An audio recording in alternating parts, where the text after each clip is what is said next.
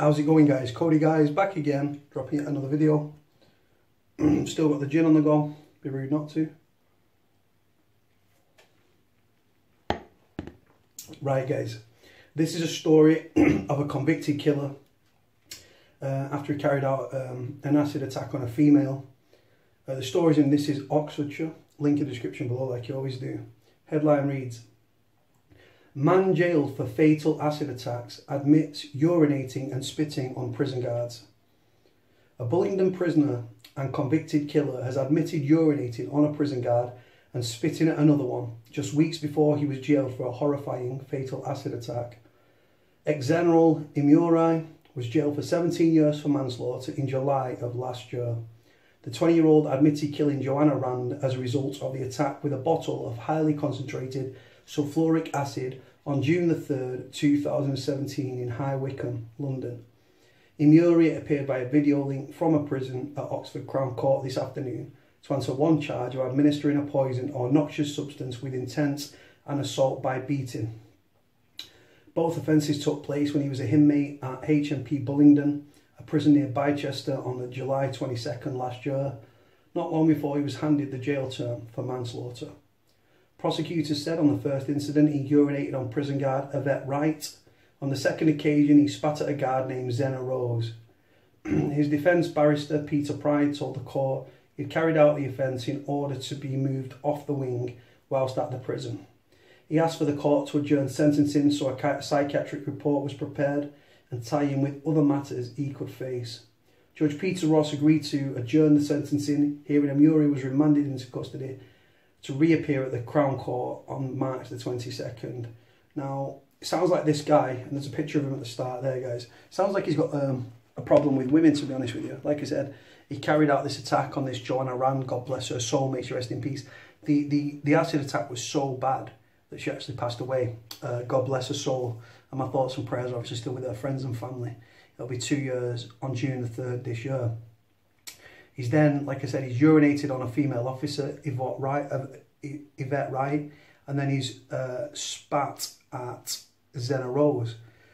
So it sounds like he's obviously got issues with women, or there's the potential that because of his crime, because he's killed a woman, that he's being bullied on the wing and stuff. Some people, in strange ways, if you're in prison, strange ways for domestic violence or domestic abuse, I've seen prisoners attacked for the nature of the crime.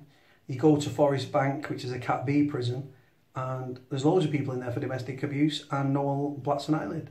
So, like I say, what happens in one prison will not be punished in another, and unless you are a child murderer, paedophile, sex offender, blah, blah, blah, bacon.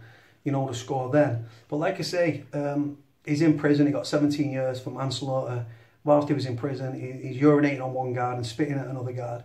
And his defence barrister said it was to try and get moved off the wing. Now, like I say, that could be for many different reasons. He's either he's having a torrid time on the wing because he's in for murder. Well, because people who are in prison for murder, no one bats an eyelid.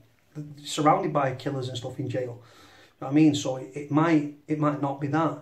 But because he killed a woman in an acid attack, or it could be gang rivalry, it could be in debt, obviously where you've got contraband, so mobile phones, SIM cards, drugs, new psychoactive substances like spice or tobacco, there's debt. Where you've got debt, you've got fear, intimidation, bullying and violence.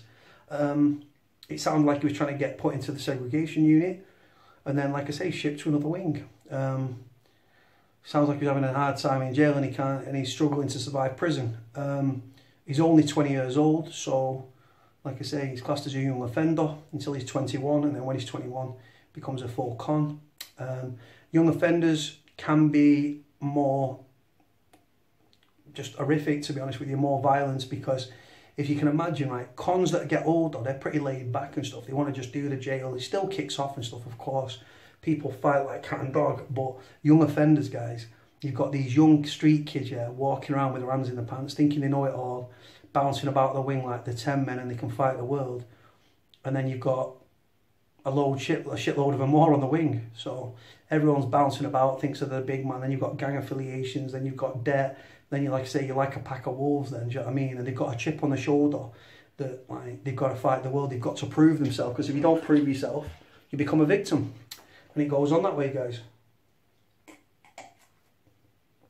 tell you what, I put a bit too much gin in this.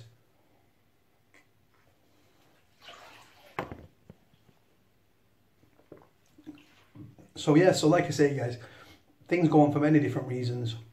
What happens in one prison might not go on in another prison, but one thing is for sure, young offenders are a fucking nightmare.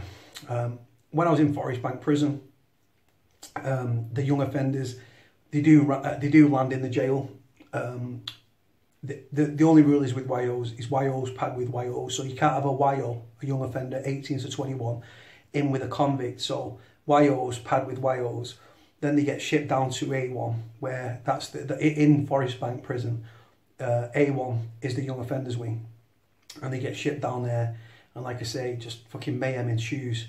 There was a cleaner that was on my wing, right, and he was a con, but he got sacked for drug test. He pissed positive on a drugs test, right, and the screws wanted to stitch him up, right. They stitched him and put him on they sacked him and put him on A1, and he ended up going on OP. For those that don't know, OP is own protection. So he was running a DNU, a do not unlock regime. So he got off half an hour in the morning and half an hour in the evening. And from what I heard, he was getting terrorised behind his door. Goes on, guys, ruthless jail is what I'm saying. Right, guys, I'm going to leave it there. Let me know what you think about the video. Like, comment, subscribe. Cody out.